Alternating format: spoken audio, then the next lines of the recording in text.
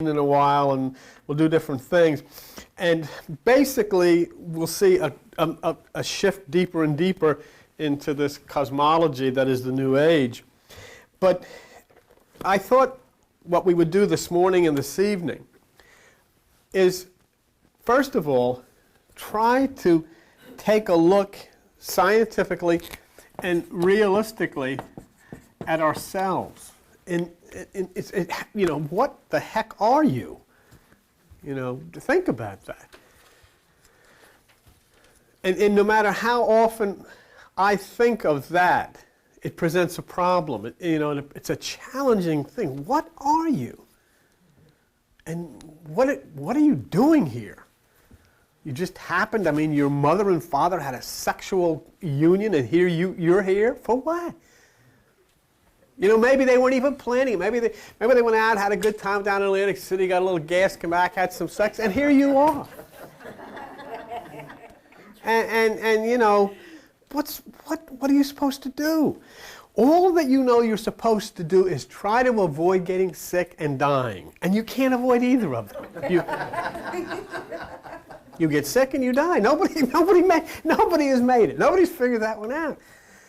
And so there must be something. Because you want to get into, and I know we get into occult stuff, mystical stuff, start studying all of these things. But before you can understand strange things of the universe, you have to understand the strange things of yourself. Because they are very strange. And what can we all agree that we all have in common? At least most of us. It's called a brain. Okay? You have a brain. In your head there is one. And you've never seen it. You have never seen it, but it is there. It is inside of your head. And that brain, and Albert, you can jump up if you have any. That brain that is inside of your head is made up of chemical compositions. Okay? Chemical compositions. That's what it's made of. And that's in the middle of your skull. On top of your shoulders is this thing that is called the brain. Inside of that, between the skull part, there is nothing spiritual, nothing religious, nothing occult. All that is in there are chemical compositions. That's all. There is no Jesus in you. There is no God in you. There is no devils, demons. They're only chemical compositions. There is absolutely nothing in there but chemical compositions. Now, within that electrical or that chemical composition is an electrical stimulus. All right. Electrical stimulus that goes along with the chemical compositions. And when these two things come together, the chemical compositions inside of your head and the electrical stimulus, what do? They make a phenomena that you conceive as reality. It's very interesting, but this is true. And you go through all this stuff, oh, Jesus, come into my heart. God dwells in you, the kingdom of God is within you. But actually, if you get right down to the nitty-gritty, all it is chemical stuff and electrical stimulus inside of you, and it comes together and creates something that makes you appear or gives you the appearance of reality. There is a molecular structure. Is this true? These are small particles of matter. And they integrate. So we have to put this little small matter in here, okay? Called the molecular. Now these small pieces of matter integrate with the electrical stimulus and the chemical compositions, and they create and form something called DNA. DNA. And that's what goes on inside of you. It doesn't make any difference. To me this is the most important thing in the world to do, to come into a church and to abandon all of this bizarre stuff about religion and get down to the nitty-gritty of what the heck is this about? What is going on? Because this is all it's about. It's about chemical compositions, matter, electrical stimulus that creates something that's called the DNA. So these combinations now are inside of you. All these compositions and all this stuff is roaring inside of your head, and they are continuously affected by something called cosmic rays. You have chemical compositions in your head, you have electrical stimulus in your head, you have this molecular structure in your head, you have DNA, and constantly you're being affected by cosmic rays. And cosmic rays are life forms that are outside but are constantly passing through your body and your chemical compositions and your electrical and your molecular combinations. Constantly these cosmic rays are moving in and out of your body. Is this right? I'm not telling you anything. This is not in the Bible. You don't have to become... this is the kind of stuff you go to Ocean County College or Georgian Court or high school or wherever. This is where truth is taught. But this is what is actually happening inside of you. The cosmic rays travel from the sun to the earth in 8 minutes and pass through every cell of your body. Not one cell in your body is missed by the cosmic rays. And I want to tell you a scientific fact, and then I want you to read something in the Bible as we start to take a look at this. And tonight it really gets interesting when we cross over to the other side and look at the point of death, because it affects everyone. It affects you in your family, it affects you as a person, it affects you with your animals, it affects everything.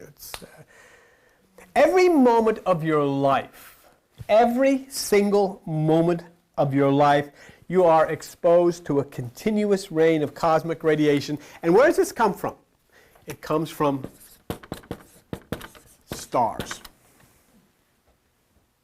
That's where it comes from.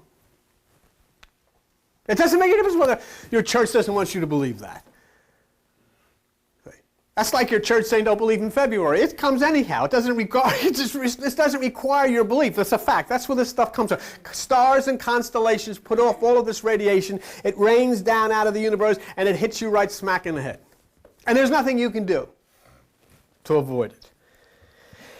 And these are influences. Cosmic radiation from constellations in the galaxies which affect the structure of the brain. Let me recite that again. Cosmic radiation from constellations in the galaxies which affect the structure of the brain.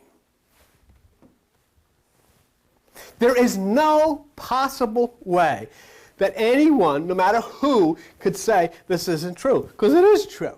There is no possible way. I mean, you can take a leaf of a tree and see I forget what they call it, the radiation or how it affects the leaf. In fact, if a leaf falls on your car, it'll make a print and all this kind of business. I mean, there is this radiation, this is electrical stimulus, the movement of this radiation through the plants and so forth and so on causes the growth and the this is an absolute fact. Now, if I tell you cosmic radiation from constellations in the galaxy affect the structure of your brain, then I say, take the little Bible that you have in your hand and see if there's anything in this little Bible that says, I know or I have said something that is true. Go to page 459. Because, see, the point is, it doesn't make any difference whether you come here. It doesn't make any difference whether, I'm a nut or, you're bored, or it doesn't make any difference. You've still got to live in this. So even if if somebody looks at me and says, this guy is nuts, I have to tell you that. How can I tell you this story? Frank Lafferty, some of you don't know Frank. Frank is a good friend of ours, and he very seldom comes, but his heart is in this place. Frank is kind of like a professional gambler down at Atlantic City, and it's a long story about Frank. But he was in a bar very close to here the other night. And let me just say this. Somebody came up to him and made a remark about this church. And Frank had just had enough. And so he turned and with his left hand grabbed the person by the throat and lifted the person out of the chair. And the last thing the person was seen running out the door. I only tell you that because it seems we get involved in everything, no matter where. And you know, and Frank was saying to me last night, he says, you know, no matter what they think of you, they know who you are. Yeah, right. Everybody knows. That's important. Well, I says, all right. But the point is they don't know from the standpoint of coming into this room what we're talking about. And all I am talking about to you sitting here today is I am not saying that you should believe me. I am not only oracle. I have only come together with you to say to you, think about this. All right? Just think about the things that I'm saying to you. And if what I'm saying to you has any merit in it, then go to the library, look up some books, study it, and get deeper involved in it. We just said that cosmic radiation from constellations in the galaxy affect the structure of the brain. In Job chapter 38 on page 459, Job chapter 38 and verse 31, okay? What does it say? Job chapter 38 and verse 31. It says, can you bind the sweet influence of Pleiades? Do you see that?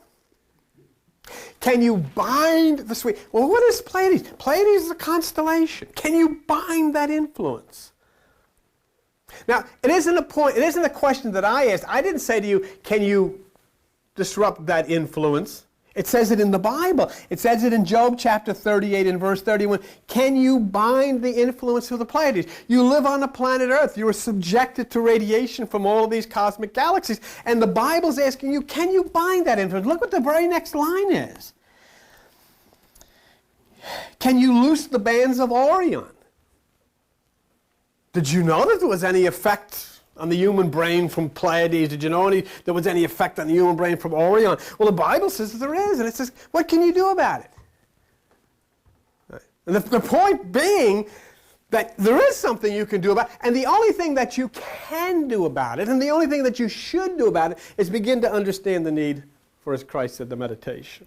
Look what it says. Look at the very next line. Can you bring forth Mazzaroth? How many of you know in here what the word Mazzaroth means? M-A-Z-Z-A-R-O-T-H. Okay. It means the 12 signs of the zodiac. It's in the Bible. And it says, can you bring forth Mazzaroth? And see, can you do anything? Can you make changes? You can't make changes in the ordinance of the heavens. You cannot make changes in the ordinance of the galaxy. There's nothing that you or I can do about it. Cosmic radiation affecting your brain, making you feel the way you do, programming you in your mother's womb with a cosmic brain or a sign possible. Who can say? Who's to say no? Who's to say? But the point is, it is important to try to come to grips with the fact of reality. There is not a Jesus in you. There is not an angel in you. There is not a devil in you. There is no demon in you. There is chemical compositions in you, there are electrical stimulus in you, there are molecular structures in you, they are influenced by cosmic rays. And what these scriptures are trying to tell you to do is how to live on a planet in the middle of this galaxy, how to live, how to condition yourself, how to operate the mind that you have within yourself so that you can survive, so that you can move forward, so that you can have a life. Now let me just show you something. Inside of your head, we've talked about the chemical compositions, the electrical stimulus, and so forth. There is no pictures inside of your brain. There is no sound inside of your brain. But if I was to say to you to close your eyes for a moment, and then maybe just, Elvis Presley, he's a pretty famous, just close your eyes for a moment and listen and see if you can hear Elvis Presley singing inside of you. You can't. How is it possible? Because there is no sound inside. You can only hear with your ears. But you're hearing the voice of Elvis. If I was to say to you, even say, listen, hear inside your mother's voice. Close your eyes, listen to your mother. Your father. Instantly you can hear. You can hear the tone of voice, and yet, how is it possible? You're hearing without ears. Here, close your eyes. Picture a house that you lived in when you were a little child. There it is. Where'd it come from? You're seeing without an eye. You're listening without an ear, because all of these things are done in chemical compositions. All of these things are done by electricity. All of these things are done in a way. Look, when you have a television set, if you bring a television set and put it on a table and you plug it in, put little rabbit ears on it, okay. You take electricity from the outside that powers the TV, and then the television has transistors and diodes and circuits and microchips and so forth, and it interprets the different parts of the ether, and then all of a sudden there's picture and sound. That television is not picking up a picture, okay, out of the wall. The television is picking up a picture from inside of the room. Inside of the room, while you're sitting in this room right here, there are horses running through here, there are airplanes going through here, there are wrestlers here, there are people singing and dancing in here, there are people all going through this, right here, right in this room. Look at it. Can't you see them? See the horses? Say, well, he's crazy. There's no horse. But if I was to take a television set, if I was to take something that is capable of achieving the frequency that these things are on as they're going through this room, instantly you could see them. Instantly. They're all over the place. And that's the problem. And you cannot see the things that you should see because you're operating at a frequency that is too low. When they talk about, let me tell you something right now. When you hear this religious stuff about the Most High God, what you're really hearing is about the Most High frequency. Okay? And that's what's being said. That's exactly what's being said. And if you can get yourself to the point of moving to that frequency, you will get yourself to the point of being able to communicate with this essence that's called God. The brain is nourished by glucose and oxygen. It functions in its duty by the energy from the soul, the sun. Look, you know what's an amazing thing to me, Albert? If you were to listen inside of your chest, you'll hear something going.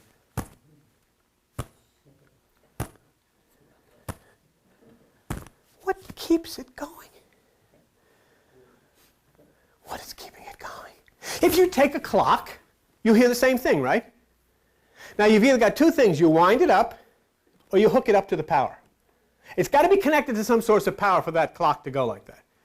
Now, some of you do get wound up, but I don't think really that's what's keeping you going. You are connected to an electrical energy. You are connected to an energy, to an electrical energy. Okay, and that electrical energy, it is what's causing you to actually exist. It's a power, and you can call it by myriads of religious names. But basically, it is a power. Now, the activities that take place in the brain are recorded on a body of microwaves. And what you do in this body of microwaves, where the activities are recorded, you call spirit. Instantly, you can pull anything you want. You can pull an incident that happened when you were a child. You can pull an incident that happened last week. It's all in a bank. Your brain has 120 million nerve cells, Albert. Is that right? Each one has 16,000 neighboring cells, and you use 10% of them. Use 10% of them. And that's why you're told to tithe the 10% that you do use. Do you know the most important thing in the world is you as an individual, to be the individual that you are, to be the unique, special person that you are. But most of us have been so afraid and have been so conditioned by religion that we're so frightened to be the individual that we have allowed ourselves to be consumed by religious organizations, groups, and institutions, and have lost the meaning of our own personality and our own life. So what you think you see and what you think you hear are electrical impulses from among the neurons of the brain, providing a system of communication to the program that is uniquely you. So you see things. And you know, it's an interesting thing. I remember the time we read that story. Some people see things differently than other people do. Same thing. Some people can see a mountain with a cloud upon it and the darkness of it, and a foreboding of something very evil. Others can see it's something very mystical. Others can see it's something very tranquil. Depends. See? It depends on your... So everything, you hear things. You react to things differently. You're going to react to something differently. The same thing that's said to you, one person is going to react to it differently than another person. Because each one of us are uniquely individual.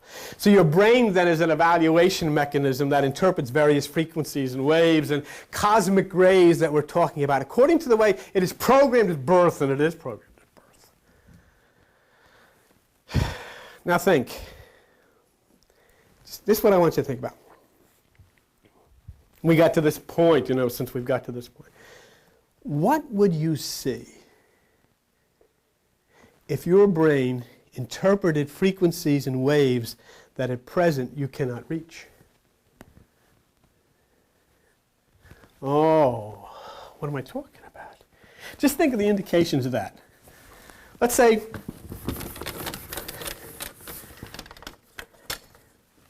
this is you. It's a TV set. You're a TV set. Just give me, for just for now, you're a TV set. Okay? You have channels 2 to 13. Okay?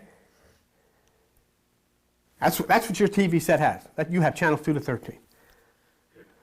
Some preacher has come up here and told you about Larry King on CNN. There's no such thing. And so you search through 2 to 13 and you never find it.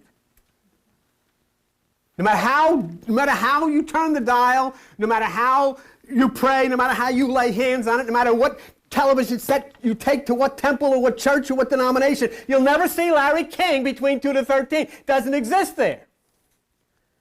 What do you have to do? You have to connect this thing to a different source, and you have to leave the frequencies of 2 to 13 and go to a higher frequency in order to see it. It's exact. Yes, there are things that exist that you can't see. Yes, there are things that exist that you can't hear. And yes, when you talk about them, the people up there on the street will say you're nuts, or you're a cult, you're into all of this kind of crap, because their television only goes from 2 to 13. But when you get connected to the power and you can raise that power above channel 13 within you, then you'll touch the power. Then you'll see the... But you still won't get them to believe it, because remember, their television set only goes to channel 13. That's the point. That's the point. Look at page 932. And this is basically what I'm talking about. In 1 Corinthians chapter 2,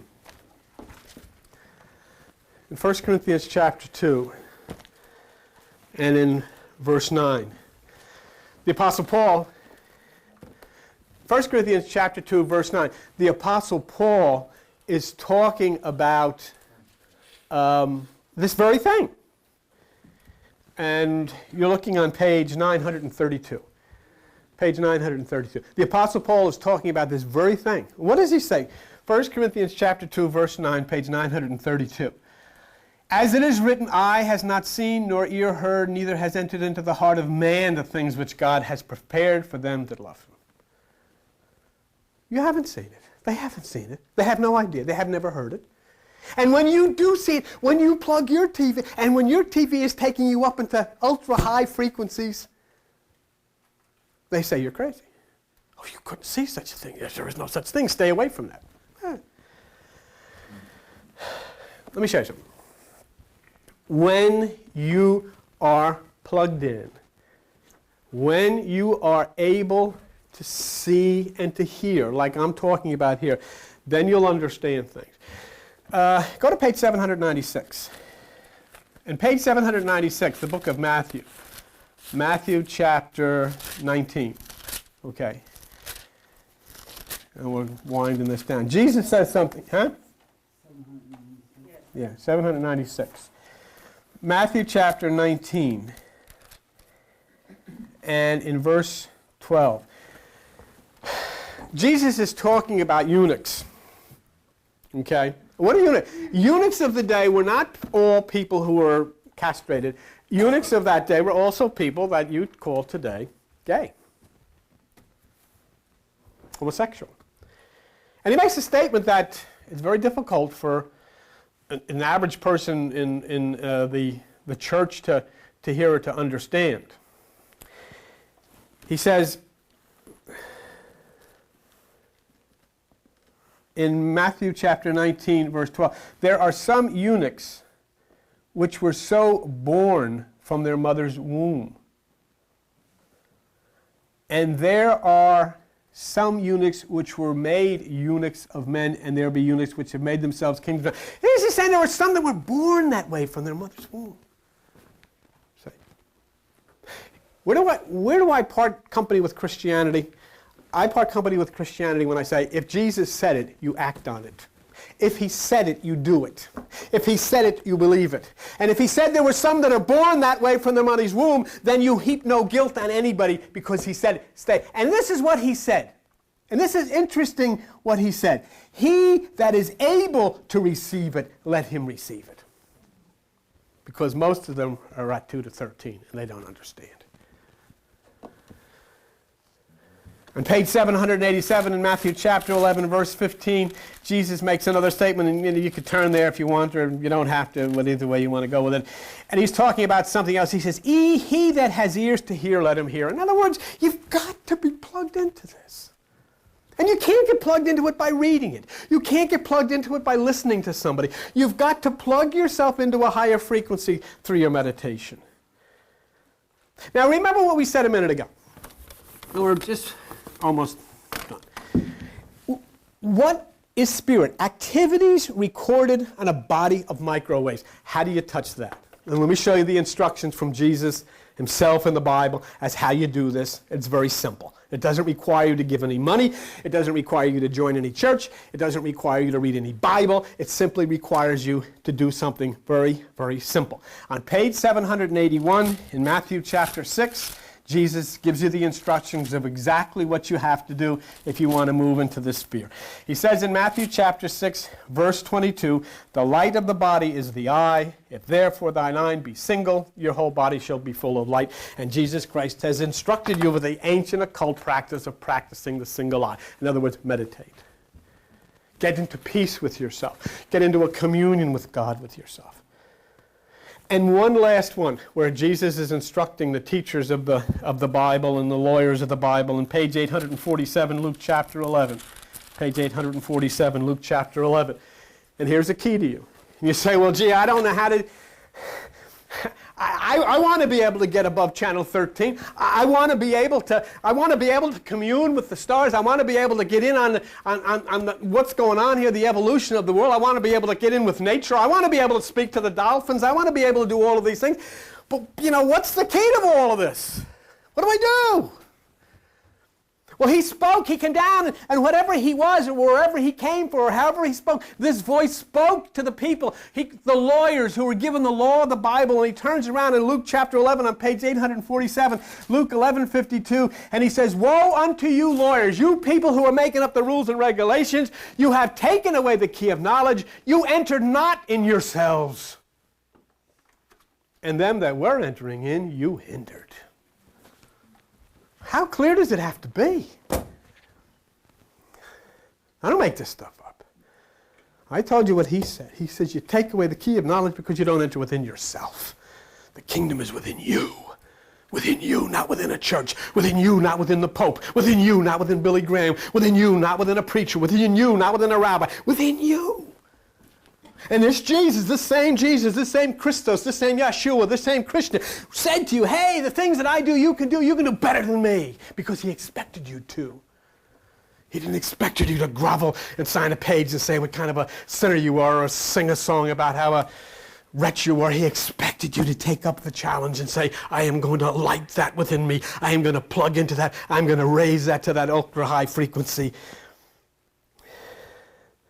But you're now limited to 10%. Do you want to tell you something? 10%. Get this. The universal television set of channels capacity for the human brain probably is about 7,000 channels. You use 10. What's on channel 6,987? I don't know. I can't get that high. Yes, you can. When you reach the most high frequency, then you, this is the way. And it requires you to work at it. It requires you to, you know something? Just think of something here. We know for a fact, Albert, you're a scientist, cosmic rays are providing the info. They're coming down. It's not the cosmic rays' fault. It's your receiver that's incapable of picking up the signal. Huh? If you can't get Larry King, it's not your television's fault. It's your fault because you're not getting the equipment necessary to make it able to reach to a higher frequency. You got to give the 10%. It says the 10% is the Lord's. And that doesn't mean your money. That means yourself. So then not only then you can receive higher frequencies, which are peace and which are love and which are healing, but now this is the good part. Here, what do you have? You know what you have on the side of your head? Little holes there?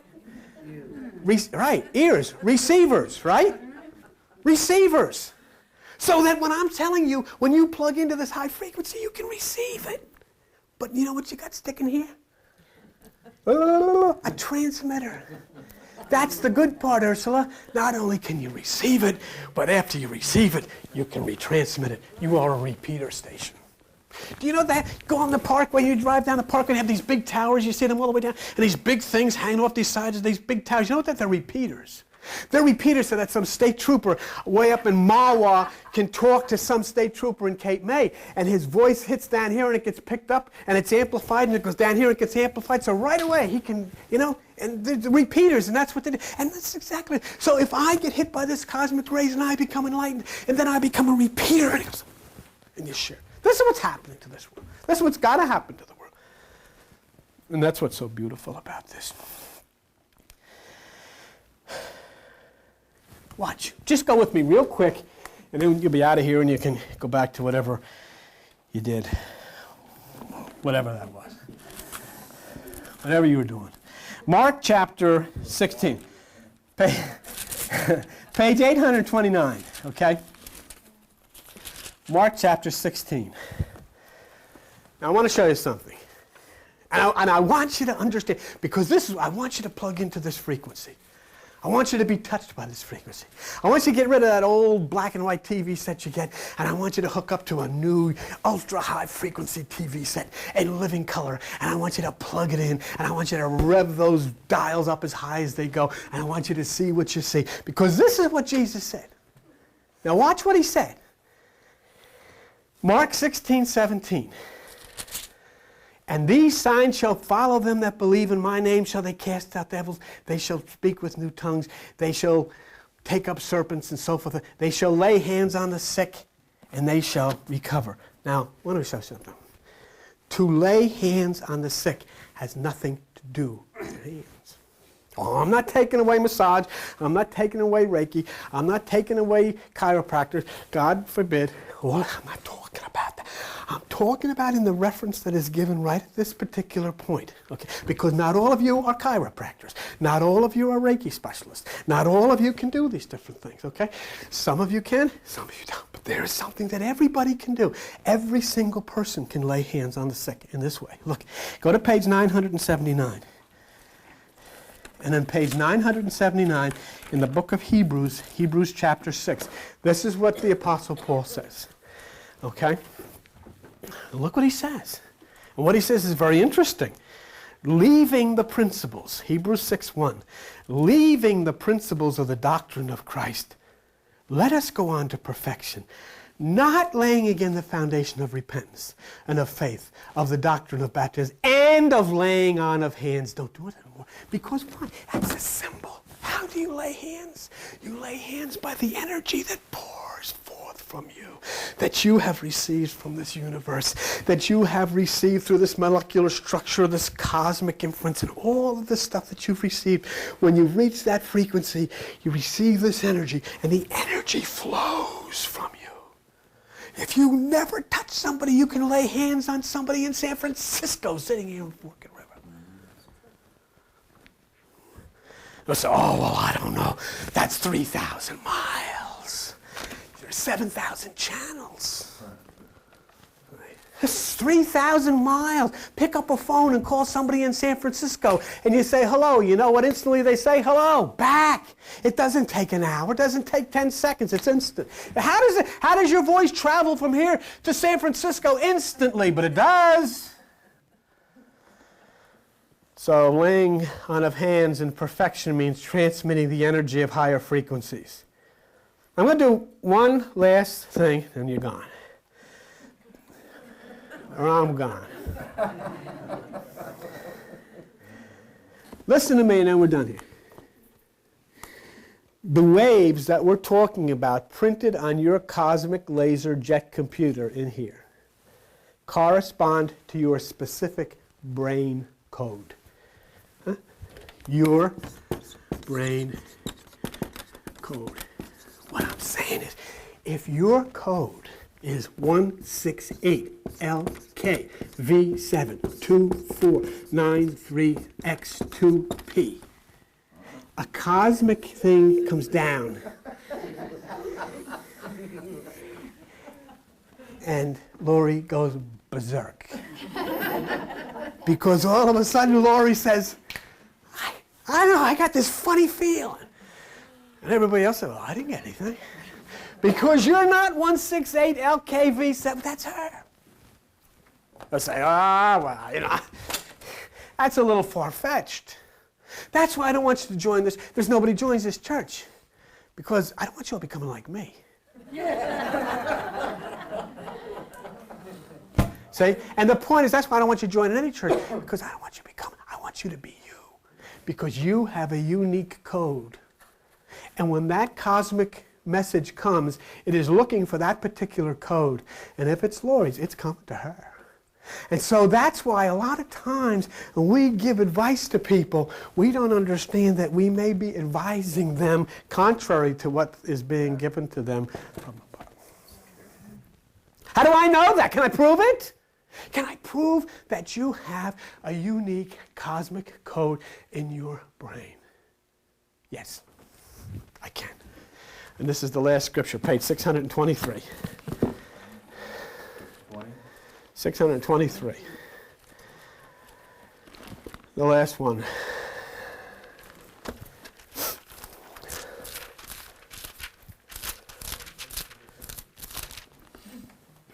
I want you to look at Jeremiah. Look at Jeremiah chapter 1. Before I formed you in the belly, I knew you. And before you came out of the womb, 5. Before I formed you in the belly, I knew you. And before you came out of the womb, I sanctified you. And I ordained you. Who did he know? The guy's name wasn't Jeremiah. No, it was 168LKV72493X2P.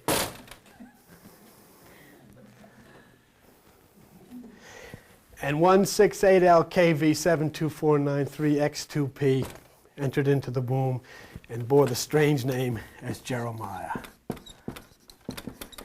And when God looked down and saw this Jeremiah walking down there, he said, hey, isn't that 168LK7? He says, send him a little cosmic. See, these signals are available to someone who could develop a device to touch these frequencies and decode them. You could see your whole life on a screen. They're there. Tonight we're going to continue this and we get into the question of the other side. And it really gets even more interesting. I hope that you found this interesting. A good way to start your new year. A little, little different. A little interesting. Okay, thanks. We'll see you.